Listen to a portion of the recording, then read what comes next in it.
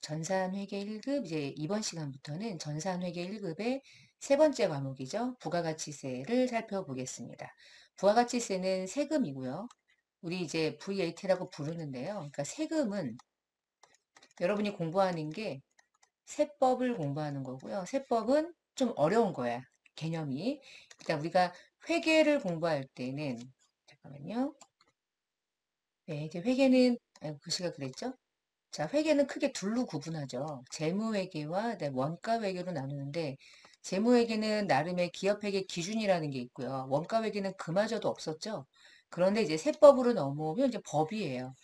법은 기본적으로 좀 어렵습니다. 법률에 열거되어 있는 것들을, 깨알 같은 것들을 다 정확하게 암기하셔야 돼요. 그래서 제가 원가를 얘기할 때는 이렇게도 부르고 저렇게도 불러요 라고 말하지만 그렇게 공부하시면 안 되고 세법은 정확한 용어들 중심으로 세법상의 아주 디테일한 용어들을 실수하시면 안 돼요. 그래서 아주 정확하고 세밀하게 학습하셔야 되고요.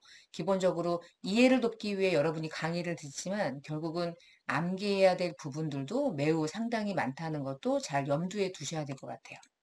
자, 그럼 이제 부가가치세가 뭔지 보겠습니다. 이번 시간은 Value Added Tax라고 해서 앞자 따서 이제 VAT라고 불러요.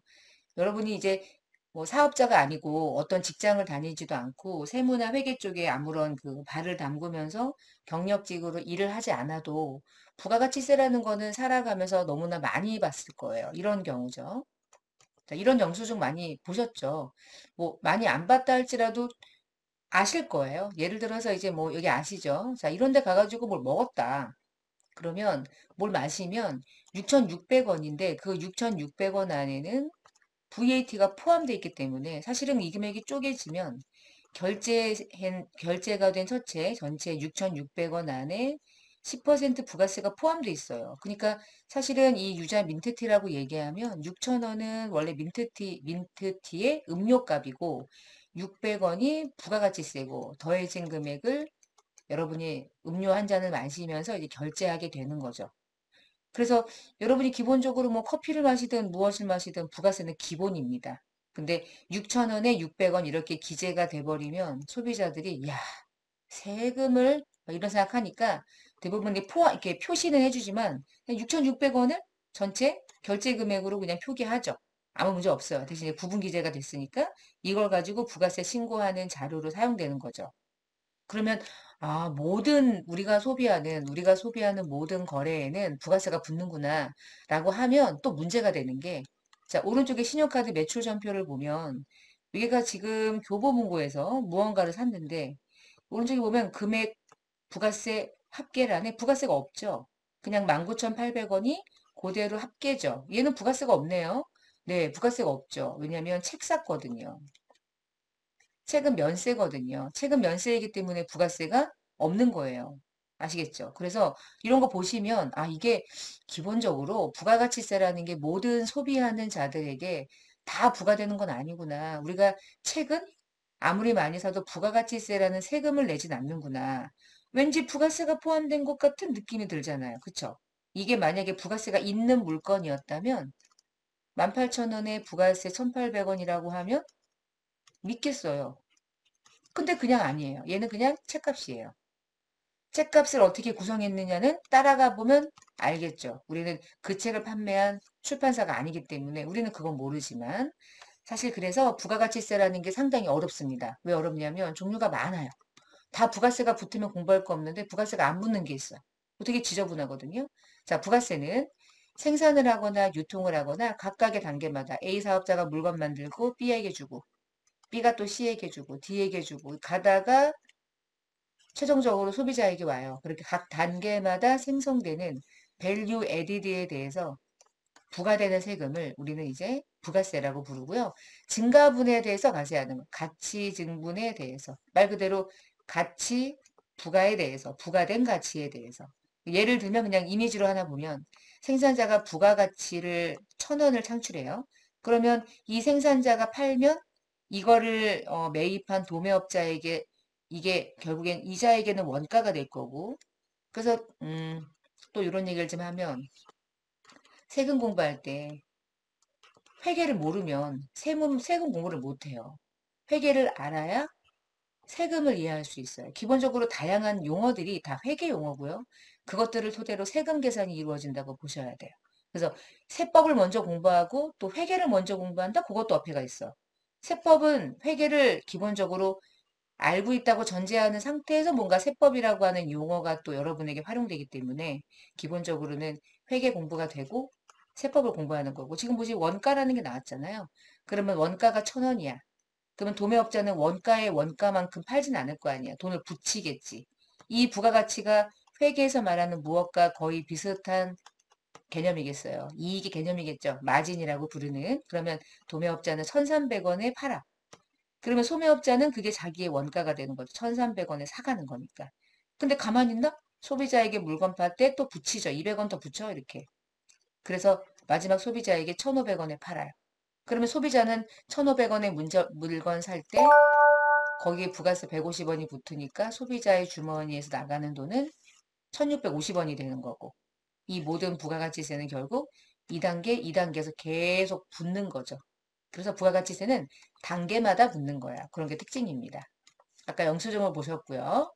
자, 이번 시간에는 조세가 무엇인지를 간단하게 보는데요. 조세라는 게 국가가 세금을 걷어들이기 위해서 걷어들이는 재정을 조달하기 위해서 걷는 세금을 조세라고 부르고 우리나라는 조세가 국가가 걷으면 국세, 지자체가 걷으면 지방세 이게 크게 둘로 나뉩니다. 근데 우리는 국세 안에 부가세를 공부하는 거예요. 부가세는 국가가 걷는 세금이라고 보시면 돼요. 우리 국세는 현재 14가지의 세목으로 구성되어 있고요. 이 국세는 크게 내국세와 관세로 나누어져 있는데 내국세 관세는 이런 개념인 거죠.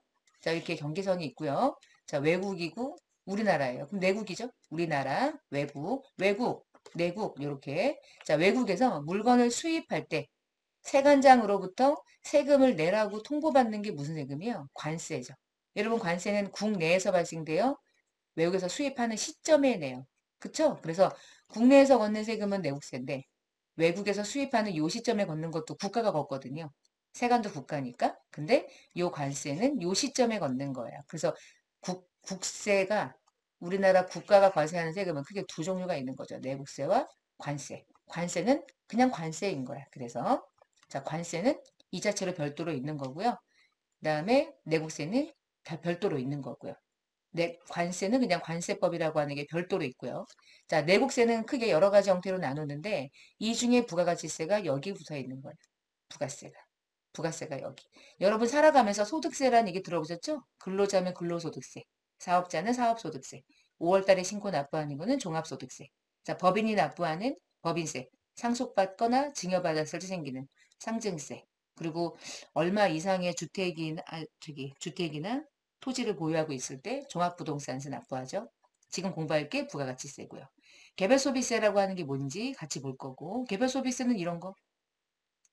고급 모피를 사거나 아니면은 고급 명품 가방을 산다거나 명품 가방도 진짜 명품 가방, 엄청 비싼 가방, 몇백만 원 하는 거. 그런 거에만 붙는 거. 여러분 자동차 살 때 경차도 있고 경차 이외에 1000cc를 초과하는 승용차가 있어요. 그러면 두 차 중에 두 차 공통적으로 부가세 냅니다.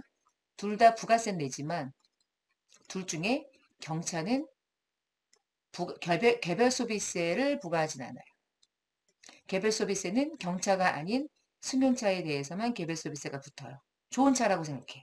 경차 정도는 국가가 개별 소비세라는 특별하게, 그러니까 개별 소비세는 딱 봤을 때, 아, 비싼 거, 좋은 거, 아무나 이거 사는 거 아닌 거. 그러니까 노트북은 개별 소비세 안 붙어요. 그냥 TV는 개별 서비스 안 붙어요. 근데 엄청난 TV, 엄청 고가의 TV, 엄청 고가의 가전제품, 아무나 못 사는 거, 그런 것들만 특별하게 붙는 거예요. 카지노 들어갈 때는 입장권, 이런 게 전부 다 개별 소비세가 붙는 거예요. 아무나 내는 게 아니에요. 돈 많은 사람들, 그걸 소비하는 자, 그걸 소비하는 자에게 한 번 더 걷는 거야. 그러면 여러분, 승용차를 사면, 승용차를 지울게요. 자, 승용차를 구입한 사람은 기본적으로 세금을 두 개 내는 거야. 첫 번째는 개별 소비세 내고 부가세도 내고 그렇게 내는 거예요. 자, 승용차를 제가 처음부터 계속 얘기할 거예요. 부가가치세에서 이 승용차를 가지고 회계 처리하는 게 진짜 많이 나오거든요. 그리고 승용차라고 얘기할 때는 1000cc 이하의 승용차는 승용차라고 잘 안 해. 그냥 경차, 국민차 이렇게 불러요. 그리고 1000cc를 초과할 때 우리는 승용차라 부르고요. 이 개별 소비세가 붙는 승용차가 우리가 공부하는 세금 파트에서 좀 중요한 역할을 해서 잠깐 말씀을 드렸고요. 술 마시면 주세 내죠. 그러니까 술 마시는 사람들은 국가에다가 세금을 어마무시하게 들이붓고 있는 거예요. 본인이 몰라서 그러지. 그다음에 인지세, 증권거래 할 때 증권거래세, 그리고 교통에너지환경세, 교육세, 농어촌 특별세 묶어보면 목적세라고 돼 있거든요. 이 목적세가 뭐냐면 요 세 가지의 세금의 특징은 이 세금을 걷어서 사용할 목적이 정해져 있는 거예요. 그럼 얘네들은 안 묶여 있죠, 이렇게. 왜 안 묶여 있냐면 얘네들은 특별한 어떤 용도에 사용하려고 하는 세금이 아니라 목적이 딱 어느 한 지역에 정해져 있지 않고 다양한 용도에 사용돼요. 그런 세목의 특징을 우리가 보통세라고 불러요. 자, 지금 하는 게 다 시험 문제 나오는 거예요. 자, 그럼 여러분은 여기서 부가가치세의 특징을 같이 찍어볼게요. 여러분, 부가가치세의 특징. 첫 번째, 뭘까요? 부가세 특징. 보통세죠. 부가가치세 특징, 뭘까요? 내국세죠. 당연히 국세이면서. 너고, 너구나 정도가 이번에 요 화면을 통해서 같이 볼 거죠. 부가세는 목적세가 아닌 거예요. 관세도 아닌 거죠. 카테고리를 잘 따라가는 게 중요합니다. 자, 다음 페이지. 이때까지 얘기했던 것들을 하나씩 쭉 볼게요. 부가가치세의 특징을 얘기하는 거예요. 부가가치세는 어떤 특징이 있니? 첫 번째, 국가가 걷어. 국세라고 불러요. 국세가 아니면 뭐가 있다고 그랬죠? 지방세가 있다고 했죠? 부가세는 지방세가 아닌 거예요. 지자체가 걷는 세금이 아니야. 국가가 과세해요. 두 번째, 부가가치세는 간접세라고 부르는데 간접세에 대한 설명을 조금 하겠습니다. 페이지 넘겨서. 자, 우리가 세금이라고 하는 건 신고서를 작성해야 돼요. 신고서를 작성해서 신고하고 납부를 해야 돼. 이거를 자, 그들을 세금을 신고하고 납부해야 될 의무자들을 납세 의무자다 이렇게 부르고요. 그 세금을 부담해야 돼. 세금을 부담한다. 자기가 결제해야 된다. 세금을 예를 들면 그런 자들을 담세자라고 불러요. 여러분 근데 세금을 신고 납부하는 자가 세금을 부담하는 게 당연한 거죠. 자, 그 대표가 이제 법인세 같은 거예요. 여러분 법인세는 신고 납부자가 법인이고요. 그 세금을 부담해야 될 자 당연히 법인입니다. 그럼 소득세는 누가 낼까요? 법인은 법인 소득세고요. 소득세는 개인 소득세예요. 그래서 개인이 신고 납부하고 개인이 그 세금을 부담하는 게 당연한 거예요. 본인들의 세금이니까. 내가 벌었으니까. 소득은 그런 거야. 이 두 가지의 세금의 특징은 뭐냐면 소득에 대해서 과세가 되는 세금인 거예요. 법인 소득세, 줄임말. 개인 소득세의 줄임말이에요. 자, 근데 이번 시간부터 공부할 부가가치세는 어떤 특징이 있냐면 잠깐만 여기 좀 가볼까요? 음. 자, 아까 요거 화면 보여드렸었죠. 자, 별다방. 자, 별다방의 영수증을 보세요. 지금 이게 6,600원이었잖아요. 이렇게. 근데 이 6,600원 중에 소비자가 6,600원에 결제해. 소비자 주머니에서 6,600원이 나가. 그 얘기는 이 600원이라는 세금을 누가 부담한 거예요? 소비자가 부담한 거죠. 근데 그 600원을 누가 신고할까요? 이 돈을 대신 받은 스타벅스가 신고하고 납부하는 거예요. 부가세는요, 부담하는 자 따로, 신고 납부하는 자가 따로따로 있어요. 무조건 따로따로 있어요. 같지 않아요. 다르게 움직여요. 왜 이렇게 돼 있냐? 부가가치의 특징이어서 그런 거예요. 자, 부가가치세의 특징은 간접세입니다. 돌아갈게요. 자, 부가세는 납세 의무자가 누구냐면 스타벅스 같은 사업자들이에요. 사업자들. 근데 부담하는 자는 무조건 소비자들이에요. 그래서 우리나라의 부가세는 누가 부담하는 세금이냐면 우리나라의 국민들이 커피 마시는 국민들이 모든 부가세를 부담하는 거예요. 노트북을 구입하는 소비자들이 부담하는 거야. 하여간 소비자들이 부담하는 세금이 부가세예요. 소득하고 아무 상관없어요. 얘는 소비하는 자가 부담하는 거야. 소비세라고 부릅니다. 그래서 하루 종일 여러분 하루 종일 부가세를 안 내려면 안 쓰면 돼요. 돈을 안 쓰면 돼. 밥을 안 사 먹으면 되는 거예요. 근데 어떻게 그래요? 소비하는 자가 세금을 부담하게끔 만든 세금이에요. 그렇게 설계된 세금이고요. 일치하지 않아요. 그리고 나중에 공부할 거니까 미리미리 우리는 정리하고 가는 거예요. 자, 부가세는 다양한 사업자들이 있는데 어떠한 사업자가 신고 납부하냐면 과세 사업자가 신고 납부하는 거예요. 정확한 용어. 나는 소비자. 언제나 일치하지 않습니다. 그럼 세금 중에 야 너랑 너랑 같아? 어. 이렇게 같은 세금은 우리는 직접세라고 부르고요. 다른 세금 있죠? 일치하지 않는 세금. 그렇죠? 직접의 반대 간접세다 이렇게 부르고 있어요. 돌아갈게요. 자, 그래서 부가가치세의 특징, 어떤 특징을 가지고 있냐면 납세 의무자는 과세사업자가 되고요. 담세자는 최종적으로 그 어떤 재화나 용역을 소비하는 자가 세금을 부담하게 돼 있어요. 그래서 일치하지 않죠. 그렇게 일치하지 않는 세금을 특징으로 우리는 간접세라고 부릅니다. 어마무시하게 많이 나와요. 그럼 부가가치세 특징이 아닌 것은 이라고 말하면 첫 번째, 국세 아니에요. 지방세예요. 지방세 아닙니다. 간접세 아닙니다. 아니, 간접세입니다. 직접세 아닙니다. 근데 얘를 알아야 얘도 아는 거고, 얘를 알면 얘를 알겠죠. 얘만 할 수는 없잖아. 그치? 우리가 공부했는데, 국세밖에 몰라. 누가 지방세를 물어봤어. 아, 국세라는 건 용어를 들었는데, 지방세는 전 처음 들어보네요. 그 되게 이상한 거거든요. 세금의 구조를 이해해야 되니까. 자, 그 다음에 세 번째.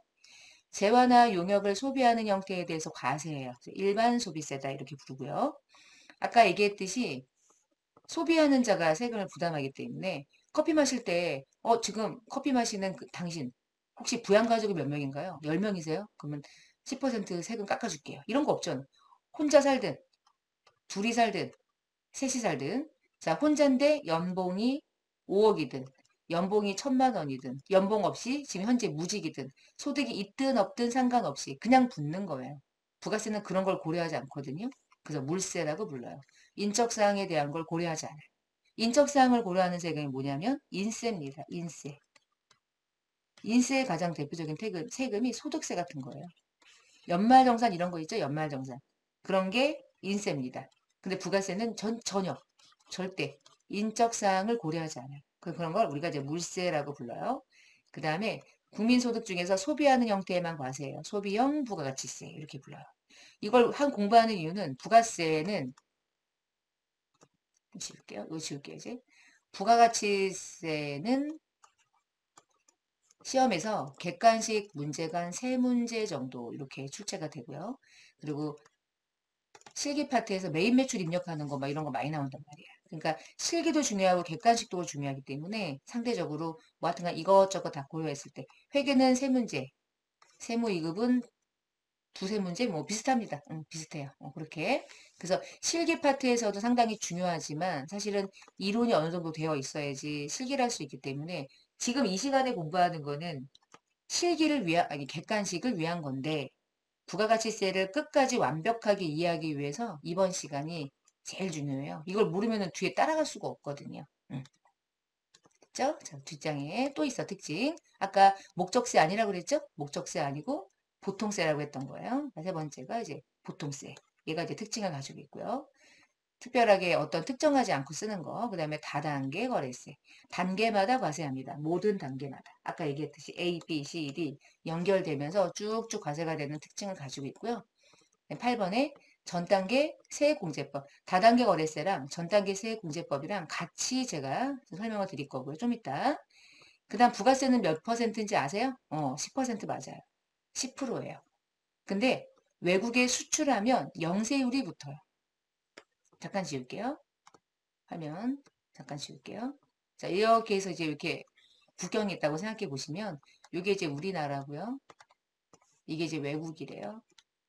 우리나라는 부가세가 10%인데 국가마다 부가가치세율이 다 다릅니다. 우리나라하고 똑같이 10%인 국가는 한국가밖에 없고요. 일본도 다르고요. 그리고 국가마다 다 10%만 있는 것도 아니에요. 물건마다 세율이 다 달라요. 부가세는 국가마다 만든 세법이기 때문에 똑같은 세율이 없어요. 그리고 막 기본적으로 유럽 국가는 20%가 넘습니다. 대부분 그래요.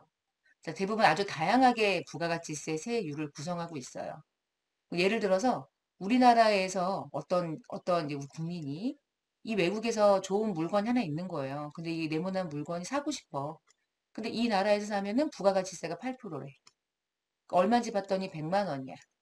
그럼 이 나라에서 물건을 사면 100만 원에 부가가치가 100만 원의 8%인 8만 원만 붙어서 108만 원에 이 물건을 우리나라 국민이 소비할 수 있냐 이거죠. 자, 얘를 이렇게 해가지고 이 물건을 이렇게 수입하잖아요. 그때 부가가치세는 그 나라의 세율이기 때문에 외국에 수출하는 경우에는 이 부가세가 붙지 않아요. 그럼 부가세가 안 붙으면 이건 언제 붙으냐? 여기서 안 붙어.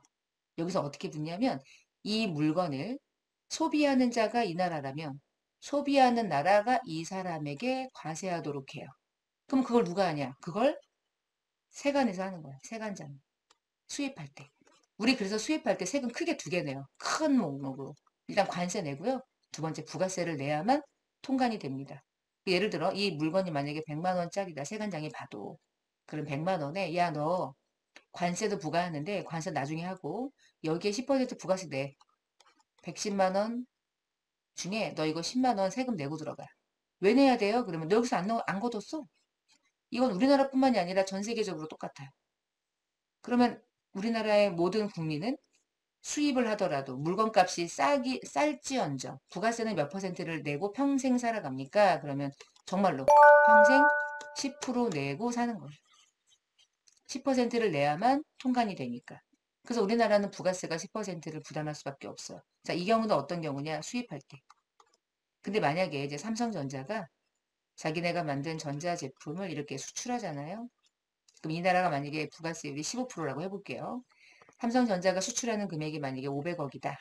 그러면 500억에 원래 10%가 우리나라의 물건을 팔 땐 우리나라 소비자에게 물건을 기업이나 팔 때는 10%가 붙지만 외국에 수출하는 경우는 아까랑 동일하게 수출하는 국가는 소비하는 국가가 아니고 소비에는 이제 얘가 한단 말이야. 소비는 얘가. 바뀐 거죠, 지금? 입장이 바뀐 거죠. 그래서 우리나라 삼성전자는 외국에 수출할 때 이 시점에 부가세를 붙이지 않아요. 그리고 여기에 이 나라에 소비하는 자가 이걸 수입하는 자에게 500억에다가 자기네 자국의 세율인 15% 부가세를 여기서 걷어가지고 통관을 시킵니다. 자, 그럼 결론은 부가세가 어떻게 붙습니까? 여기서 안 붙는다고 했죠? 수출할 땐 안 붙고요. 수입할 때 붙어요. 그럼 수출할 땐 아예 안 붙냐? 아니요. 수출할 땐 이중 과세를 제거해주기 위해서 영해세율이 붙어요. 그걸 우리가 영세율이다 이렇게 불러요. 여러분 수출하잖아요? 그럼 영세율이 붙어요. 삼성전자는 500억의 제품을 수출하게 됩니다. 부가세가 안 붙어요. 그러니까 수입을 하는 국가가 자기네 나라에 부가세를 내기 때문에 이거를 그 나라에 소비하는 자는 삼성전자에게 550억이나 이렇게 주는 게 아니기 때문에 가격 결정력 측면에서 경쟁력 측면에서 수출하는 경우는 훨씬 더 우위를 점할 수 있어요. 국내에다가 매출하면 550억일 거 아니야. 부가세가 붙으니까 10%가. 근데 얘네들에게 팔면 500억이거든. 그러면 이때 내는 세금은 국가에 내는 거지 삼성에게 내는 게 아니니까 훨씬 저렴한 느낌을 가질 수도 있겠죠. 그래서 꼭 10%냐가 아닙니다. 그게 중요해요. 이런 것들이 너무너무 많아요. 자, 지우면 다시 수출하는 경우는 영해세율이 붙어요. 그럼 왜 붙니? 생산하는 나라는 과세하지 않고 수입해서 소비하는 나라가 과세하기 때문에 소비하는 나라가 과세한다. 이래서 제목이 소비지고 과세 원칙이라는 용어를 써요. 그래서 부가세의 특징 중에 소비지고 과세 원칙 너무너무 중요하고요. 소비지고 과세 원칙의 반대말이 생산지고 과세 원칙이에요. 우리는 생산하는 나라와 과세하지 않아요. 그래서 수출하는 경우에는 영세율을 제공하지만 수입하는 경우에는 우리나라 물품과 동일하게 부가세가 10%가 붙은 거죠. 자, 이 그림을 생각하시면 돼. 수입할 때는 10%를 내. 근데 수출할 때는 영세율이 붙어. 우리나라 입장을 생각하면 되잖아. 그치? 우리나라 입장. 자, 소비지구 과세 원칙이 있었고요. 자, 그 다음에 보니까 또 이런 것도 있네. 아까 우리가 앞에서 영수증 봤을 때 똑같은 물건인데 얘는 부가세가 붙고 얘는 부가세가 안 붙네요. 왜 안 붙어요? 얘는 부가세가 붙는 거예요. 과세 물품이고요. 과세라고 부릅니다. 부가세가 부과됩니다. 이렇게. 근데 얘는 부가세가 안 붙어요. 부가세가 세금이 면제된 부모. 그래서 면제라고 부르면 안 되고요. 면세라고 부르는 거예요. 부가세가 면제되었다. 이래서 면세. 얘는 과세. 이렇게 불러요. 그래서 면세 제도는 소비자들의 세부담을 완화해주기 위해서 도서. 야, 책을 읽는 국민들에게까지 부가세를 걷어야 되나? 좀 그렇다. 안 그래도 책 안 읽는데 여기까지 부가세까지 붙여버리면 책값이 비싸니까 진짜 안 읽겠다. 야, 흰우유 먹는 거 먹게 해주자. 부가세 걷지 말자. 키 커야 되잖아. 저도 키가 작아요. 흰우를 안 먹어서 그래. 옛날에 맨날 색가루만 먹고 흰우를 안 먹어가지고 뼈가 막 그랬나 봐요. 멈췄나 봐요. 이런 거 먹게 해줘야 돼. 근데 이런 거를 마음껏 먹을 수 있게 연습해줘야 될 거 아니에요. 여러분 다 공부하고 너무 땀이 나고 뭐 하루에 한 번씩은 그래도 샤워하시죠. 안 하면 안 되잖아. 그쵸? 샤워하면 뭘 써요? 수돗물을 쓰죠. 수돗물 쓸 때마다 수도요금 내죠. 근데 수도요금 낼 때 부가세 냅니까? 아니요. 수도요금 면세예요. 물에 대해서는 부가세 과세 안 해요. 근데 여러분 전기는 부가세가 과세가 돼요. 이런 거 알면 재밌잖아요. 그렇죠? 여러분이 사용하고 있는 모든 소비하는 형태들이 부가세가 붙는 건지 안 붙는 건지 알면 재밌잖아요. 흥미롭고. 부가세 공부는 상당히 재밌습니다. 자, 마무리를 좀 해볼게요. 부가세는 전 단계 세액공제법이고 아까 우리가 다단계 거래세다 이런 얘기를 했었는데요. 우리가 결국은 부가세는 싸게 사서 비싸게 팔아서 마진을 얻으면 그 마진 얻은 게 부가가치가 되고 그 금액의 10%가 붙은 게 부가가치세인 거예요. 근데 우리나라의 부가세는 어떤 식으로 과세하냐면 단계마다 A가 B에게 팔고 B가 C에게 팔고 C가 마지막에 소비자에게 결국은 팔겠죠. 이 단계는 학습용으로는 짧죠. 실제로 실무적으로 가봐요. 이게 뭐 엄청나게 금으로 연결되어 있겠죠. 그러면 A가 물건을 이제 B에게 팔아서 이제 뭔가 사업을 할 때 잘 보시면 B부터 볼게요. B가 뭘 사죠? 그러면 B가 무언가 샀다는 얘기는 누군가의 매출이 있을 거 아니야. 그쵸? 그러면 그게 A의 매출이라는 뜻인 거야. A가 팔아, B가 사. 다시 산 걸 가지고 마진 붙여가지고 B가 팔아. 그러면 또 C가 사요. 이렇게. C가 또 사. 산 거 가지고 마진을 붙여요. 또 팔아. 이렇게. 그래서 팔아가지고 얘가 사는데 얘는 다시 매출을 하는 사업자가 아니기 때문에 얘가 사서 먹고 마시고 소비하고 끝 하는 거야. 나한테 끝나는 거야. 그럼 단계마다 부가세를 계속 붙여나가는데 얘 매입이면 얘 매출인데 얘가 또 매입이 있으면 전 단계가 또 있어야 되잖아. 끝도 없겠죠. 그래서 일단 A는 매입이 없다고 전제를 한 거예요. 이해를 돕기 위해. 자, A 사업자는 매입이 없고요. A 사업자가 현금 110원을 받았대요. 그리고 B 사업자에게 100원의 물건을 파는데 100원에 10%를 붙이는 거야. 자, 잠깐 요거를 이해하기 위해서 잠깐 이렇게 해서 설명을 들어볼게요. 자, A가 자, B한테 100원의 물건을 팔고 싶어. 근데 그냥 팔면 안 돼. 가다 결국에 부가세를 단계마다 붙이라고 그래서 이때 부가세 10%가 붙는 거야, 그냥. 이렇게. 그러면 그게 A에게는 매출이 되고 그게 B에게는 매입이 되는 거거든요. 그럼 보시면 A의 입장에서 이제 회계처리 해보는 거예요. B한테 물건 팔면 얼마 받아야 돼요? 110원을 받아야 되죠. 근데 매출이 얼마죠? 받은 게 매출인가요? 원래 매출은 100원이거든요. 그럼 10원은 뭐예요? 10원은 부가세라고 그랬죠. 부가세는 소비자가 부담하는 걸 사업자가 대신 신고 납부하는 거라고 그랬잖아. 그러니까 A는 110원 받을 때 100원만 매출이고 10원은 세금이에요. 대신 신고 납부할 거야. 소비자에게 징수한 세금을 얘가 대신 신고 납부할 거야. 이게 무슨 세금? 부가세. 남의 돈 대신 신고 납부하는 세금, 그러니까 예수금이라는 이름을 쓰거든요. 그래서 얘 이름이 지금부터 부가세 예수금이 되는 거예요. 매출할 때 붙는 세금은 부가세 예수금이고 이 부가세 예수금을 다른 말로 부가세에서는 매출할 때 붙는 세액. 이래서 매출세액이라고 불러요. 매출세액. 그럼 이 거래가, 자, B에게 가면, B는 현금을 110 주고 산 건데, 이때 저는 이제 매입이라고만 쓸게요. 이제 매입은 상품이 될 수도 있고, 원재료가 될 수도 있고, 자, 회계 처리는 그때 그 정확하게 할 건데, 지금 매입 매출이라는 이름으로. 그럼 100원에 매입을 할 때 10원이라는 부가세를 내고 산 거죠. 그럼 얘가 부가세 낸 게 뭐냐? 소비자에게 거래가 일어날 때마다 징수해야 되는 세금인데 B는 소비자가 아니잖아요. 사업자인 거잖아.